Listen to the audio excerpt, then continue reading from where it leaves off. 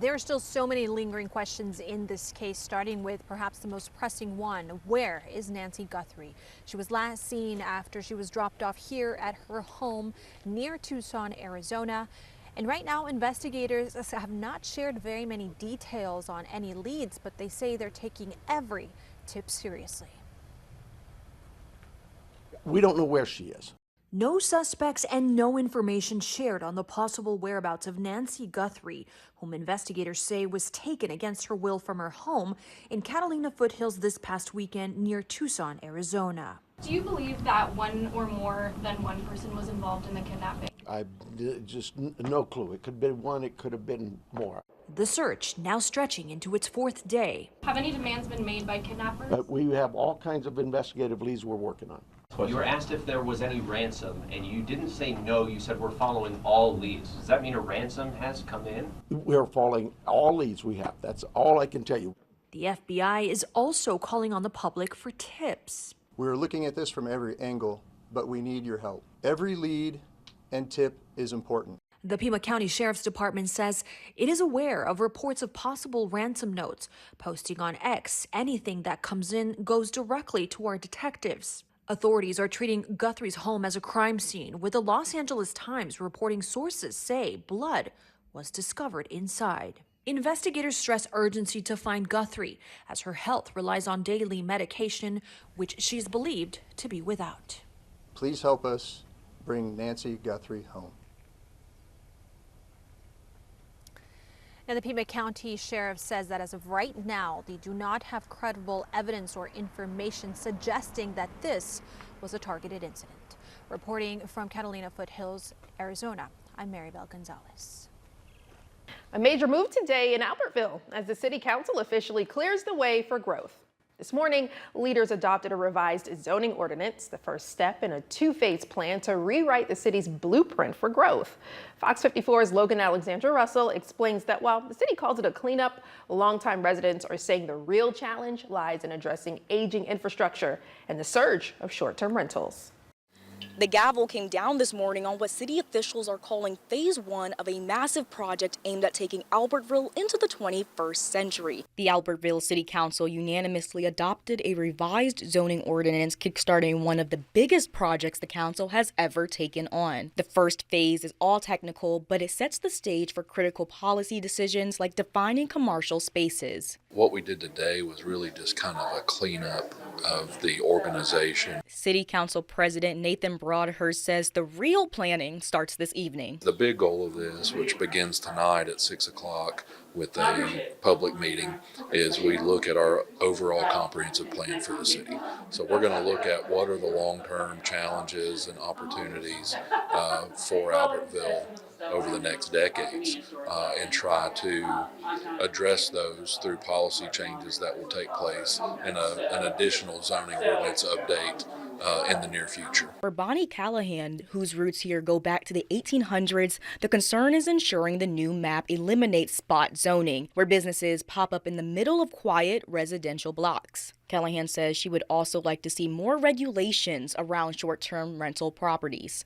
We do have Airbnbs and VRBOs in residential sections. I'm in the historic district, and there are 2 homes that are Airbnb at this time, and one of them features housing 22 people overnight. Well, I don't really want to see what 22 cars would look like. Not that that would be the effect, but it's not a residential thing. Callahan believes the focus should be on modernizing infrastructure and giving the city a facelift. The city says public feedback on these infrastructure goals is vital before they move into the second phase of the plan next year. In Albertville, Logan Alexandra Russell, Fox 54 News. You can head over to fox54.com for the links to the zoning map and the ordinance. Mr. President, what exactly did you mean when you said that you should nationalize elections, and which 15 states are you talking about? I want to see elections be honest, and if a state can't run an election, I think the people behind me should do something about it. Because, you know, if you think about it, a state is an agent for the federal government in elections. I don't know why the federal government doesn't do them anyway. But when you see some of these states about how horribly they run their elections, what a disgrace it is, I think the federal government, when you see crooked elections, and we had plenty of them, and by the way, we had them last time, but go to 2020 and look at the facts that are coming out.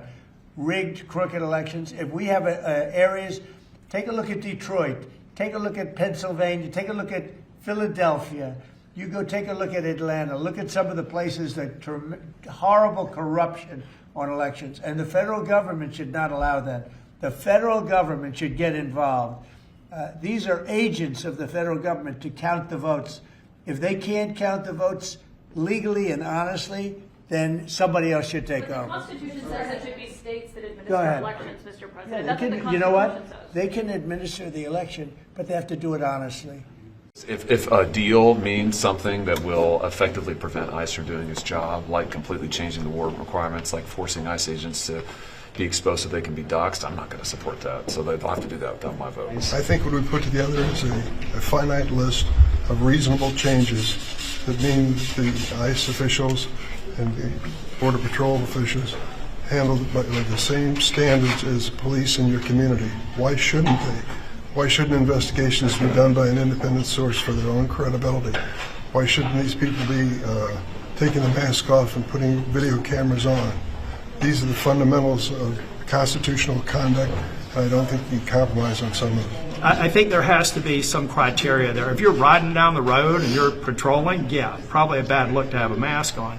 If you're in the middle of a dangerous situation and you know you've got paid protesters out there that are trying to track you down and get inside your head, hell no. They should be allowed to wear a mask, just like the protesters do. This has nothing to do with trying to get accountability for what's recently happened with discrete incidents in Minnesota. This is about trying to hamstring the entire agency, because that's what Democrats want. And listen, that's fine. I get it. That's their position. That's fine. I think it's a good faith position. I just totally disagree with it, and I'm not going to help them do it. Before ICE crashes down your home front door in an effort to go inside and see if there's anyone there who's committed a crime, they have to live by the same standards as the Fourth Amendment requires of every law enforcement agency. Why should they be treated any differently? For goodness sake, it's your home. Honk my horn, blow my whistle, and get people to leave. Nicole Cleland has actively protested against the deployment of federal agents and the immigration crackdown in the Twin Cities. She says she's a trained observer following officers of immigration and customs enforcement, as well as Customs and Border Protection. There were a lot of other observers that were there that were blowing their whistles, and I continued to follow this one particular truck. Were you driving dangerously? Were you getting in the way of what these agents were doing? No, you can't. I mean, then you are breaking the law and you are giving them a right to say that you're interfering. So I was following at a safe distance. Cleland says when she turned a corner, the truck and another car blocked the road and an agent approached her car. I rolled down my window about an inch so I could hear him, and the first thing he said was, "Are you Nicole?" What was your reaction when he said your name? How do you know my name? How do you know who I am? She says the Border Patrol agent gave her a warning that she was being recorded and told her to stop following. Facial recognition and that his body cam was on. One source briefed on Department of Homeland Security tactics confirmed to CBS News that Border Patrol uses facial recognition software, including an app called Mobile Fortify, to scan the faces of demonstrators. Cleland's experience is detailed in a lawsuit filed against DHS, including what she says happened 3 days later. Checked my email just like I do every morning and saw an email that said the status of your global entry has been changed. And so I went and logged in to global entry, and it says right on the front, it says the date of 1/13/2026 revoked. How long had you had global entry? Since 2014. So you would no longer be able to go through that shorter line while you're traveling? Yep. And in all honesty, I don't care about that.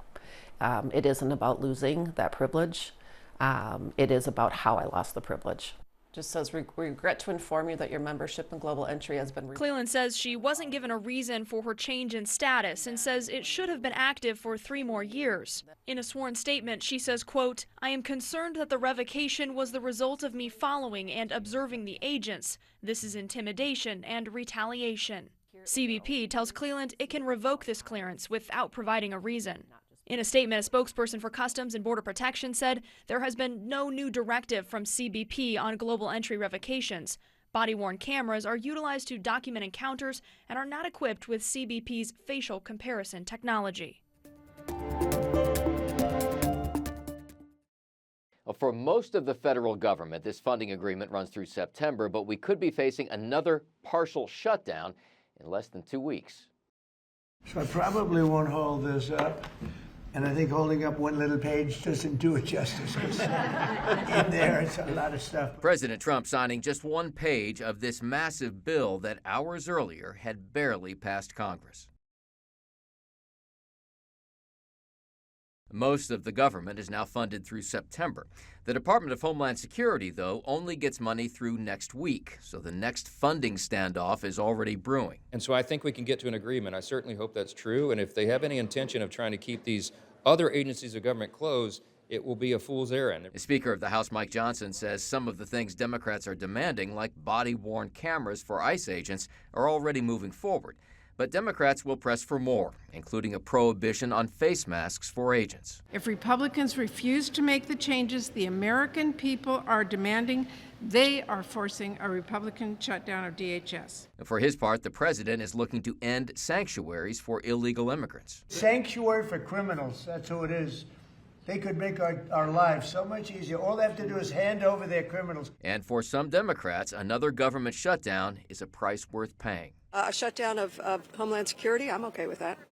But Homeland Security includes a whole host of agencies not connected with immigration enforcement, like FEMA and the TSA. In Washington, Doug Luzader, Fox News.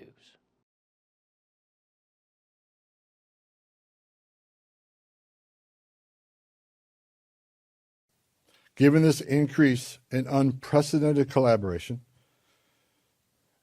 and as a result of the need for less law enforcement officers to do this work in a safer environment, I have announced effective immediately we will draw down 700 people effective today. My goal with the support of President Trump is to achieve a complete drawdown and end this surge as soon as we can. But that is largely contingent upon the end of the illegal and threatening activities against ICE and its federal partners that we're seeing in the community. We want to get back to the normal operational footprint here. But that depends on the people out there putting up illegal roadblocks. That depends on people that want to intimidate and interfere and put hands on ICE officers. Tone down the rhetoric. Stop violating the law and impeding and interfering with us, and the drawdown be quicker.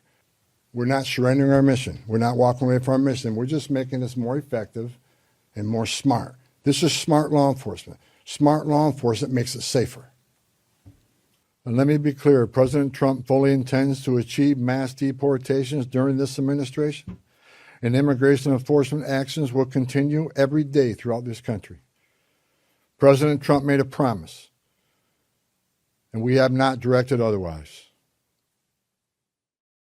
Really proud to support this effort to change our city code and bring it in alignment with our values. Sacramento City Council just made what many are calling a long overdue change. The community at that time thought it was important to protect the youth from the corrupting influence of comics. They repealed a city ordinance adopted in 1949 that prohibited selling, gifting, or otherwise distributing comic books to minors if they featured crime or depicted violent criminal offenses. Just a great opportunity for us to celebrate both the genre and also to clean up an old ordinance on the books that shouldn't have been there this long. Councilmember Phil Pluckybaum says the ordinance was brought to his attention about a decade ago, but it eventually fell through the cracks until more recently. Last year, Evan Burgoon brought it back to my attention. And I started a petition on change.org, and we got several hundred signatures pretty quickly. And the city council, Councilmember Maple and Pluckybaum both reached out asking how they could help. Leading to today's repeal, Burgoon, who has been making comic books for over 20 years, says he's glad the city finally took action on this, especially since it deals with civil rights. First Amendment free speech, that's really important in these today. And I think on top of that, it was a reminder that Sacramento loves comics. The ordinance was in place to protect kids from violence, though it was not actively enforced. It's funny, but it's also a little bit embarrassing, honestly. I'm glad that we're finally getting rid of it. Victor Aguilera, who works at World's Best Comics in Sacramento, says times have changed, making those old fears about comics obsolete. It was this kind of moral panic of stories featuring violence and crime being made available to kids and what that would do to them. As it's proven over time, it's really not something to be concerned about. And with the city now recognizing comics as an influential part of Sacramento's culture, Burgoon hopes the change will help bring people back into local comic book stores. Comic books just have this really beautiful ability, I think, to tell an imaginative story, and they really enchant your brain. And I think that's why they were kind of viewed as dangerous, is that they're really effective at fostering empathy and helping to tell a story in a really unique way.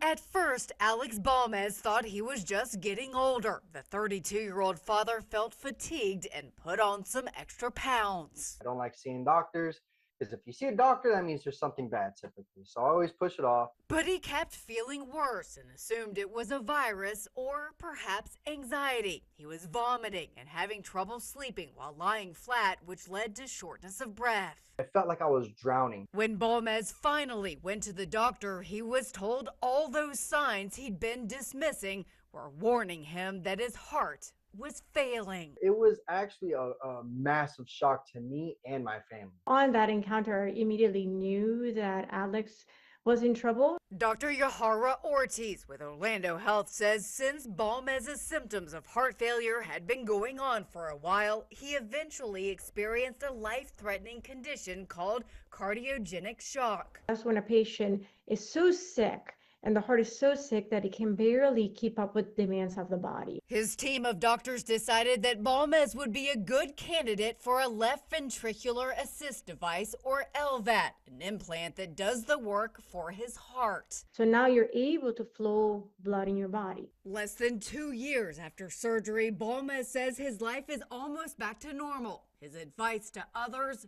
don't wait. Listen to your body. I waited to the very end, and it was God's grace that I caught it in time. For Health Minute, I'm Mandy Gaither.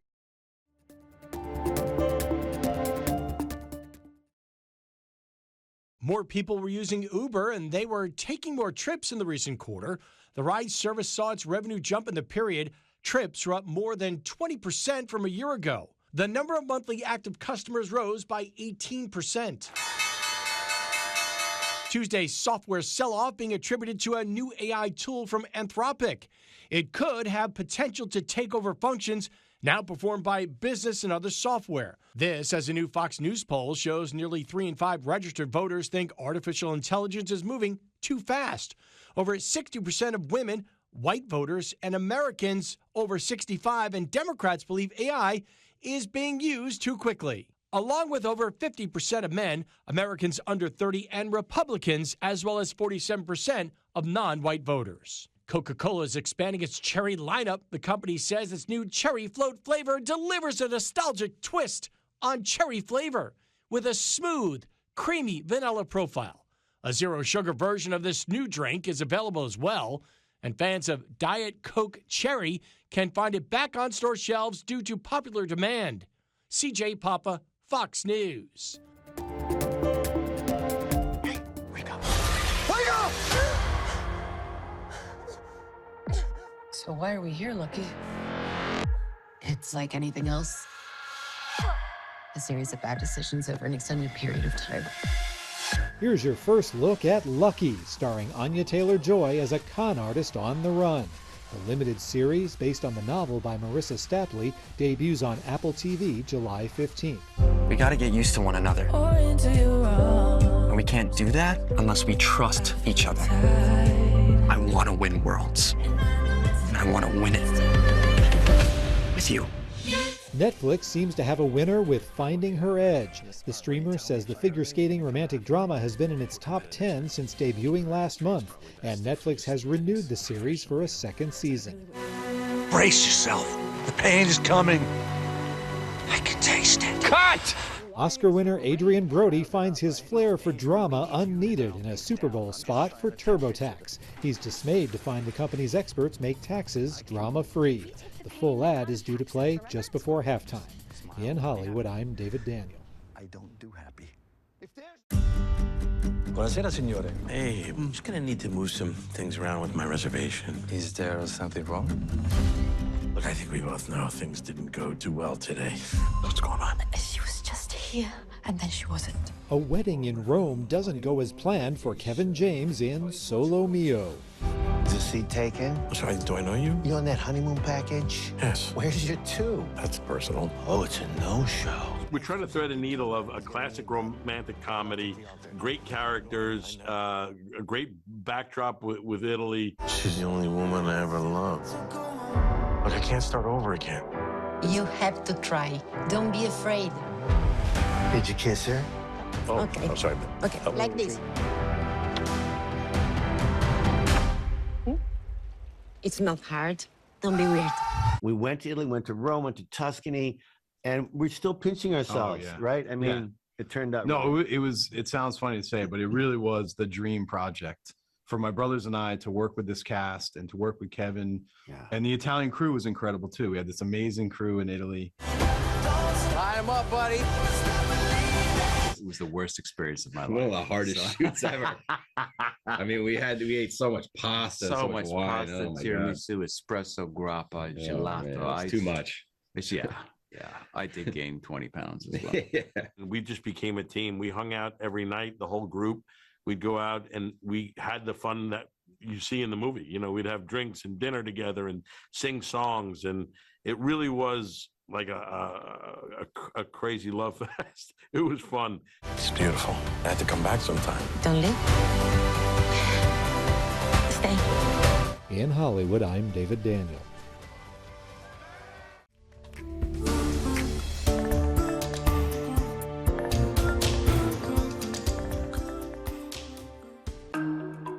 This 13-year-old Australian boy is being hailed as a hero after authorities say he swam roughly 2.5 miles in open ocean waters to save his stranded family. Austin Appleby was kayaking and paddleboarding with his mother and two younger siblings off the western Australian coast when they were swept out to sea. As their kayaks began taking on water, Austin's mother made an impossible decision. One of the hardest decisions I ever had to make was to say to Austin, try and get ashore and get some help. Austin set off, but after his kayak took on water, he abandoned it and swam the rest of the way. Not today, not today, not today. I had to keep on going. I think at one point I was thinking of Tom's the Tank Engine. Trying to get the happiest things in my head. Austin's incredible will was tested further when he got to shore and had to run more than a mile to his hotel to call for help. The Australian Maritime Safety Authority was alerted and found the family clinging to the paddleboard. Austin is now being called a hero and his life-saving swim superhuman. I'm speechless at his efforts, but at the same time, I knew he could do it. Another display of family ties led to a now viral moment when a Tennessee woman's daughter was moved to tears after seeing her mom in her wedding dress. Megan Jenkins' daughter Ava was the flower girl in the ceremony where the two shared the intimate and emotional moment. I think on the day of, she was just excited that we were finally becoming like an official family. Before she said yes to the dress as an adorable emotional mess, she gave her seal of approval to Jenkins' now husband Cooper, reportedly after he let her paint his nails. For Take a Look at This, I'm Jeremy Roth. Okay, remember that's a drop off. Thank you. Good job. I know. Oh, we haven't. You're sleeping.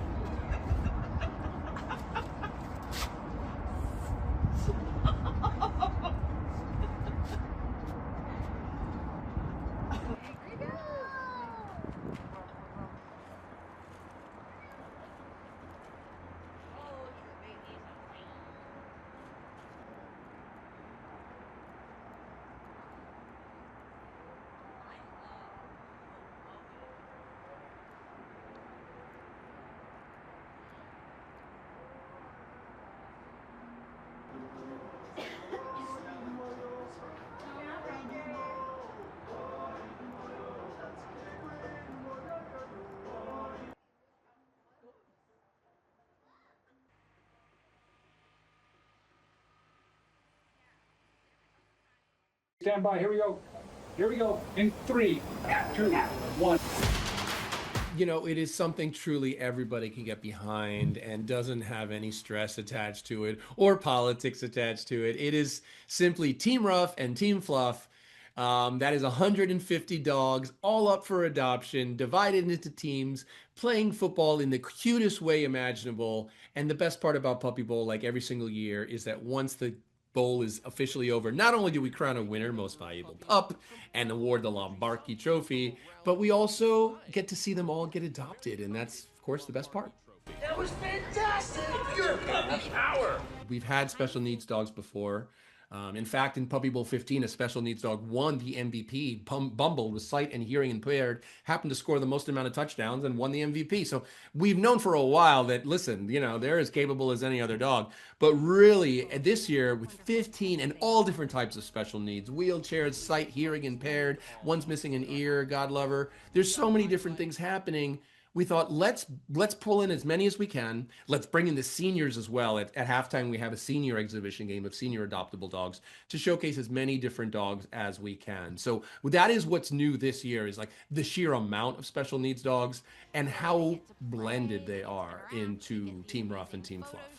We ask ourselves, what can we do to make it bigger? Not because we're chasing ratings, not because we're chasing eyeballs. We're just like, we know our cause is important. We know that every shelter we work with reports a tremendous uptick in adoption inquiries and donations as a result of them being on Puppy Bowl. So we feel the weight and the responsibility of what we do in showcasing all these dogs on national TV. And we just ask ourselves, how can we pull in more?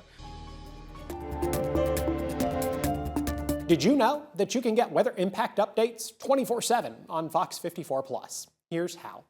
Go to Fox 54 Plus on your Roku, Fire TV, Apple TV, or Samsung. Once you're on the main screen, push the down arrow and click on the Fox 54 Plus Weather Impact 24/7 block. Here, you'll find radar, current temperatures and conditions, traffic cams, forecasts, and more, all available on demand. Want to get back to the main channel? Just push the down arrow and click on the 24/7 stream button. It's your weather impact updates 24/7 on Fox 54 Plus. Start streaming today. Fox 54 Plus has your news, sports, and weather. Start your evening with Fox 54 at 5:30, delivering the latest headlines and live reports straight from the scene. Then, stay informed with Fox 54 News at 9, featuring your Tennessee Valley certified most accurate weather impact team, tracking everything from tornado threats to traffic delays during severe weather. Fox 54 Sports Extra brings you more of what sports fans crave, with deeper insights, expert analysis, and all the action that matters most. On Fox 54 Plus, you'll also find Alabama politics, plus 24/7 weather radar and real-time forecasts to keep you ahead of the storm. Looking for a quick recap? Don't miss Fox 54 Week in Review, highlighting the biggest stories of the week. Jumpstart your morning with Morning Rush, fast-paced news updates featured with uplifting stories from across the globe. Get your entertainment fix with Getting Real, where we break down movie reviews, top 10 lists, and spotlight the newest film. Die Hard fan? Locked On Sports dives deep into the Crimson Tide, the Tigers, college rivalries, and pro action. True Crime Warrior Style? Killer Cases brings you gripping real-life stories that stick with you. Hungry for more? Cooking with Style serves up mouth-watering recipes that are easy to make and impossible to resist. From movie previews before you head to the theater with Take a Look, to must-know headlines from across the region and around the world with In the News. Watch all of these shows on demand and also on the Fox 54 News app, available on Android and iOS devices, streaming 24/7.